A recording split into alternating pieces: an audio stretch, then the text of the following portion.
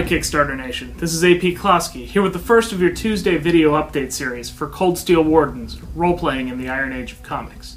Right now we're sitting at just about 17% funded, not too shabby considering we're only about 4 days in at the time that I'm recording this. Obviously keep spreading the word. If you have comics fans, if you have role-playing fans out there amongst your friends, obviously the more people we get on board, the better our end product will be. As I mentioned in the update on the Kickstarter site, you can look forward to these video updates every Tuesday. I'll be talking about my design process, the things that have inspired me as a game designer as well as a comics fan, and just generally giving you updates on how things are going. Every time we hit a benchmark, though, that's 25% of the Kickstarter being funded, I'll release some more preliminary materials for you to look at and discuss. The character sheet for Cold Steel Wardens is already obviously up on the site. Go ahead and take a look if you haven't already.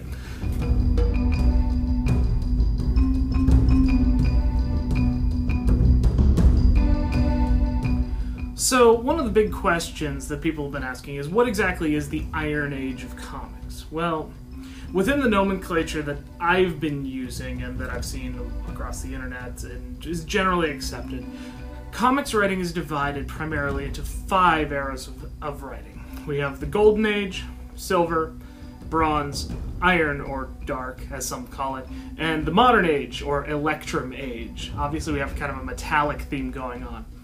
The Golden Age comes primarily from the creation of Superman, running all the way through World War II. We have the inception of characters like Captain America, Wonder Woman, Batman. This is where we really got started. The Silver Age is probably what most people think of when they think comic books. We have teams being formed, we have the Justice League, the Fantastic Four, and the like. We also have relatively lighthearted storylines. The Comics Code Authority was still in effect at this point, running from, just after the McCarthy scares after World War II, up until the death of Gwen Stacy in 1971. That really denoted a shift in tone in comics, at which point we move into the Bronze Age. The Bronze Age, social issues started arising: racism, drug abuse. There's the classic cover of Green Arrow's Ward Speedy shooting up heroin in a very controversial comic of the time. The Iron Age, though, follows that. The Iron Age takes those kind of modern sensibilities, those kind of important, driven storylines, and moves them into a new realm. The Iron Age is made famous primarily by 2 comics. The ever-famous Watchmen, made into a film, obviously, a couple years ago, and The Dark Knight Returns. Alan Moore for Watchmen, Frank Miller writing on the second. These 2 were released in 1986, but within the context of Cold Steel Wardens, we've extended the Iron Age to represent the realms from 1980 to the Marvel bankruptcy in 1996. Now, this is not to say that's the be-all and end-all of comics writing, particularly with Iron Age themes, but rather that that's the primary focus of what these works will be. In theme, though, the Iron Age really focuses more on the street-level sort of heroes. Heroes who have intense, deep moral questions that they grapple with every day. What does it mean to be a crime fighter? What does it mean to be a vigilante? Is it okay to use a gun? Is it okay to shoot policemen in the name of justice? Is it okay to harm people? These are all massive moral questions that get attacked in Iron Age comics, particularly obviously in Watchmen, The Dark Knight Returns, and really lend their storylines a good deal of depth and a good deal of intrigue. That's the sort of thing we're attempting to replicate in Cold Steel Wardens. The mechanics, which we'll get into in our next video update next week, keep you waiting, right? Those mechanics really go a long way towards expressing those difficulties, expressing those challenges within the framework of a nominally superhero or vigilante style storyline.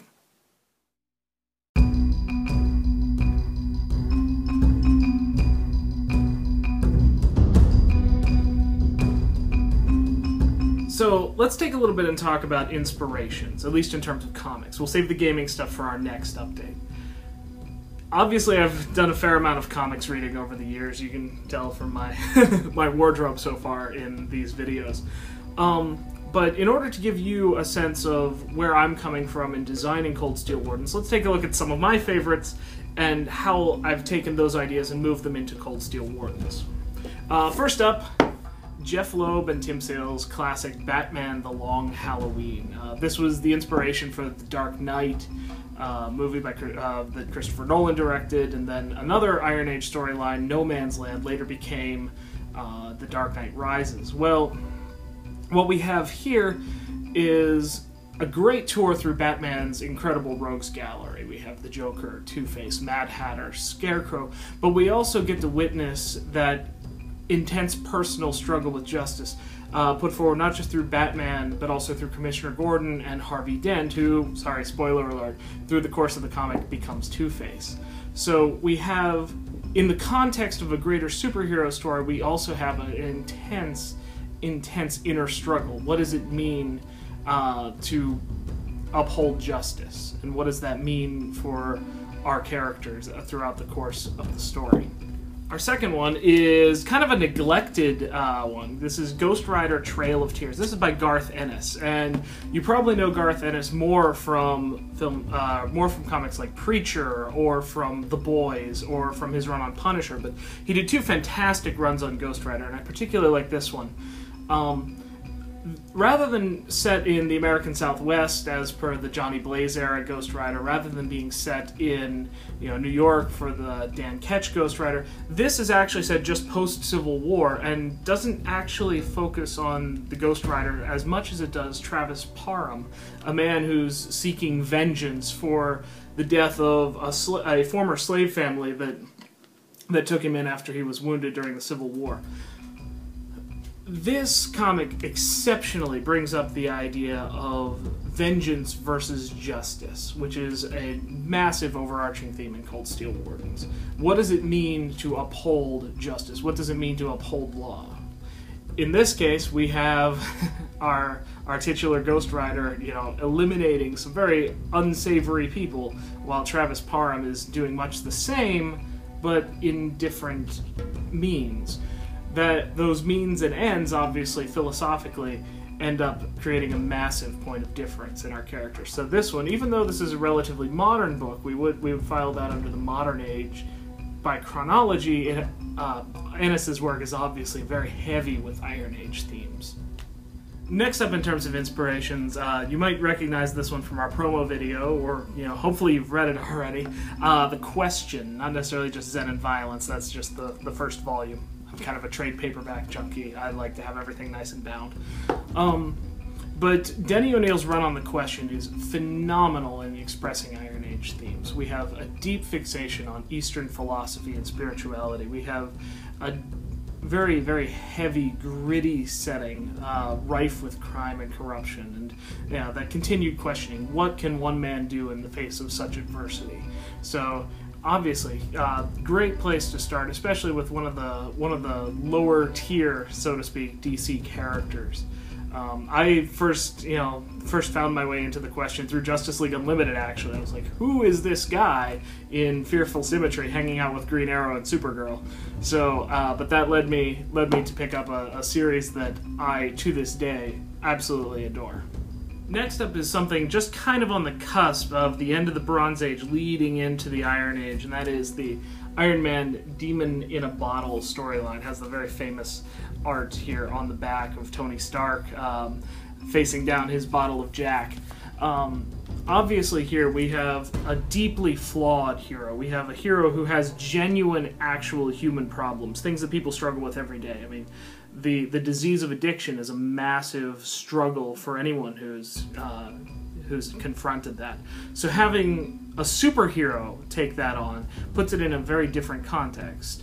Obviously, in terms of the Iron Age, we have his foes taking advantage of that, and we see Tony Stark destitute. We see him ruined, so to speak, and it's that kind of descent and then re-emergence that we can really express at the game table using the mechanics of Cold Steel Wardens.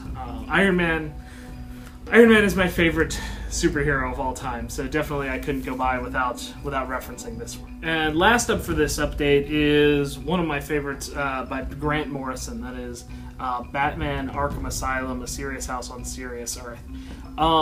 This is absolutely the high watermark of comics writing. No disrespect meant to Watchmen, no disrespect meant to The Dark Knight Returns or any of the other, great comics that have come out over the years, but the intense, deep symbology found in this book, the references to biblical allusion and Norse epic, and so much philosophical and sociological context. There's just so much in this one short little graphic novel that, you could pick it apart for years without stumbling across everything that's in here.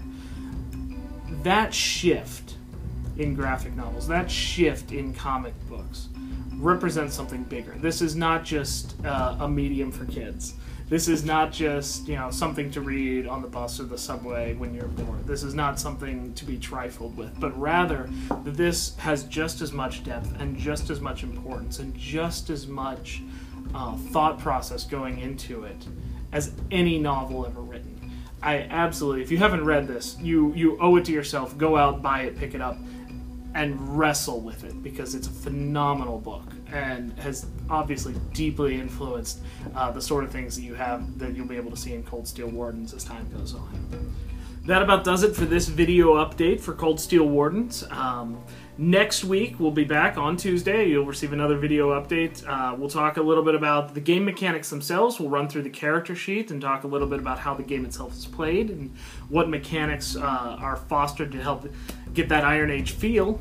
And we'll also talk about some of the games that have inspired me in writing this, both in terms of comics and role-playing games in general.